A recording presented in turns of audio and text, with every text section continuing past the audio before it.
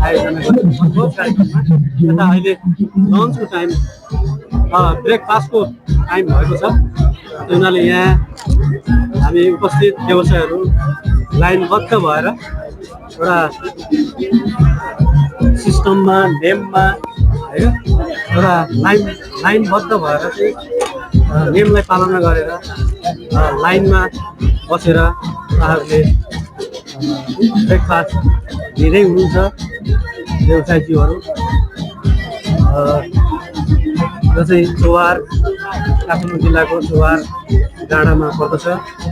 सम्पूर्ण साथीहरूमा यो जानकारी गराउँदछौँ। त्यसरी होस्टेल व्यवसायहरूले पनि पिकनिक आयोजना गर्दै गोलबद्ध हुँदै एकै ठाउँमा आफ्नो दुःख सुखलाई साटासाट गर्दै मनोरञ्जन दिँदै हुनुहुन्छ। यो दृश्य हो चौहार डाँडाको। यहाँ धेरै साथीहरू देख्दै थिएँ। म तपाईँहरूलाई एकैछिन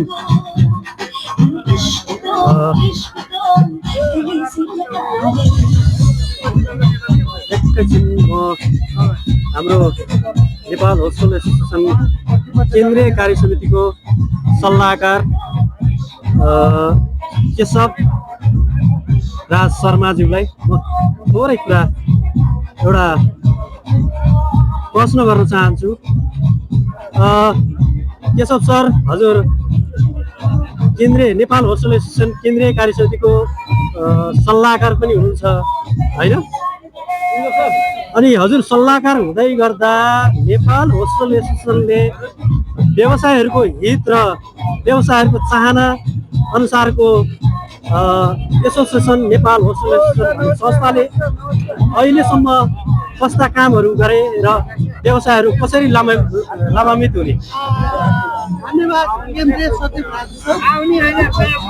वास्तवमा नेपाल होस्टेल एसोसिएसन त्यस्तो एउटा संस्था हो जो नेपालभरि होस्टेल व्यवसाय गर्नेहरूको एउटा छाता संस्था हो जसले व्यवसायको हक हित र अधिकारको लागि सदैव आफ्नो एउटा चाहिँ सङ्घर्षलाई पहिलो प्राथमिकतामा राखेर व्यवसायलाई सफल सक्षम र उत्तरदायी बनाउने हिसाबमा र साथसाथै राज्यको निकायमा जुन प्रकारले एसोसिएसनले लबिङ गरिरहेको छ यो एउटा अनुकरणीय उदाहरण काम नेपाल होस्टेल एसोसिएसनले गरिरहेको छ।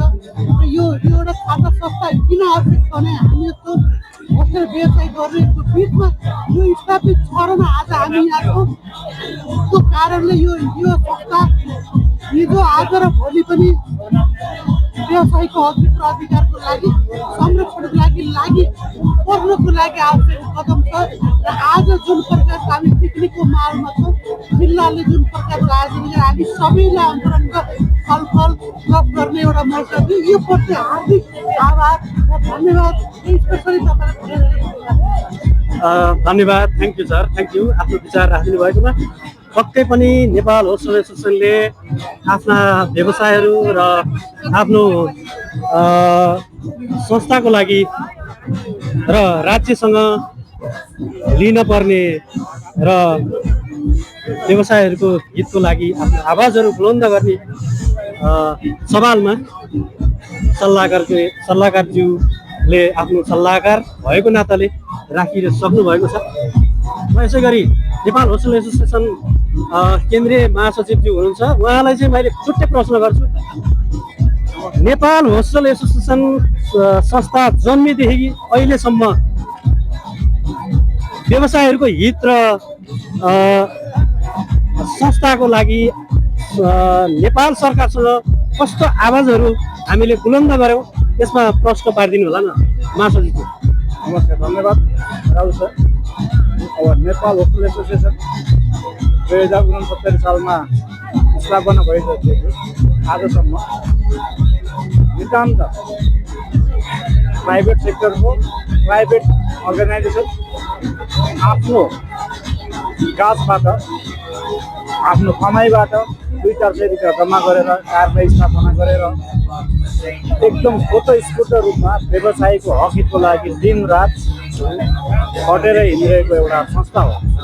त्यसले केवल व्यवसायीको मात्र नभएर विद्यार्थी र अभिभावकको हितमा पनि काम गरिरहेको छ र यस सन्दर्भमा नेपाल सरकारको तर्फबाट त हामी वास्तवमा पहिचान नभएकै संस्था हो। अहिलेसम्म लिस्टिङ गर्न पनि कन्फ्युजन गरिरहेको बेलामा विभिन्न बहानाहरू देखाएर हामीलाई दुःख दिने कुरा भइरहेको छ। अहिले यसै सन्दर्भमा काठमाडौँ महानगरपालिकाले पनि अनुगमनको बहानामा मापदण्ड बनाए भनेर 1-1.5 वर्ष अगाडिदेखि हामीलाई दुःख दिएर आज आउँछु भोलि आउँछु भनेर 6 महिना 1 वर्षमा अनुगमन नआइदिएर व्यवसायीलाई दर्ता गर्न नवीकरण गर्न समेत व्यवधान गरिरहेको अवस्था छ। यो अवस्थामा व्यवसाय वास्तवमा हामी धेरै मर्कामा परिरहेको छौँ। अब चुनाव अगाडि त केही सम्भावना देखिँदैन, चुनाव पछाडि आउने सरकारले पनि के गर्छ हेर। अब चुनाव अगाडि चाहिँ केही सम्भावना हाम्रो पक्षमा आउने आवाज उठ्ने सहजीकरण गर्ने यो सरकारको कुनै प्रयास पनि देखिँदैन र कुनै त्यस्तो नैतिक आधार पनि देखिँदैन। दुःख दिने बाहेक केही पनि होइन। विशेष गरी धेरै व्यवसाय भएको महानगर काठमाडौँ महानगरपालिकामा दुःख बाहेक केही पनि छैन। भनेपछि यो जुन फागुन 21 गते हुने आम निर्वाचन पछाडिबाट बन्ने सरकार नै हामी नेपाल के भनौँ न एउटा होस्टल व्यवसायहरूको एउटा आशा र भरोसा निर्धारण गर्छ भन्न मिल्यो। कोसिस गर्ने हो। त्यसको लागि हामी अझै दायित्वमा भएका पदाधिकारीहरूले हरसम्भव प्रयास गरिरहेको छौँ हाम्रो तर्फबाट र गर्ने पनि छौँ। बाँकी कुरा त सरकारबाट दिने सेवा सुविधाहरूमा अथवा फेसिलिटीहरूमा सरकारले के गर्छ भने उसको नीति निर्माणमै मेन कुरा हुने हो। हाम्रो तर्फबाट चाहिँ हामीले व्यवसायीको लागि विद्यार्थीको लागि र अभिभावकको लागि हामीले एकदम भरमग्दो प्रयास गरेर दिनरात हामीले चाहे स्थानीय निकाय होस् प्रदेश संरचना होस् अथवा केन्द्रीय कार्यनीति संरचनामा होस् सबैमा हाम्रो काम जोरदार माग रहने नै छ। हामी यसमा खटि नै रहनेछौँ र आफ्नो अधिकारको लागि हामी दिनरात लड्ने नै छौँ र यो अधिकार सुनिश्चितता गरेर मात्र हामीले ठान्ने नै छौँ। धन्यवाद महासचिवज्यू। नेपाल होस्टल एसोसिएसन केन्द्रीय कार्यसमिति महासचिव प्रकाश पौडेलज्यूले प्रश्न पारिसक्नु भएको छ। जुन व्यवसायहरूको जुन अहिलेको वर्तमान अवस्थाको परिस्थिति र विगतका कुराहरूलाई पनि र भविष्यका कुराहरूलाई पनि समेटेर कुरा राखिसक्नु भएको छ। त्यो कारणले हजुरहरूले पनि यो YouTube channel Raju Bhujel YouTube च्यानलमा लाइक कमेन्ट सेयर कमेन्ट गर्दै यी हाम्रा व्यवसायहरूको समस्याहरूलाई यी व्यवसायहरूको आवाजलाई बुलन्द गर्ने प्रयास गर्नुहुनेछ भन्ने विश्वासका साथ हजुरहरूलाई धन्यवाद दिन चाहन्छु। ल हेर्नुहोला यहाँ होस्टल व्यवसायहरूको एकदम हर्ष उल्लासका साथ यो पिकनिक आयोजना सभ्य र भव्य रूपमा सम्पन्न भइरहेको छ र केही समयपछि सम्पन्न हुनेछ। तर अहिले यो कार्यक्रम चलिरहेको छ। यो चौहारको डाँडा हो। आज माघ 24 गते 2023 माघ 24 गतेको दिन यो कार्यक्रम चलिरहेको छ। सम्पूर्ण व्यवसायहरूलाई आगामी दिनहरू सुखमय होस्, सुखद होस्, व्यवसाय राम्रो होस् भन्दै बिदा हुन्छु। धन्यवाद।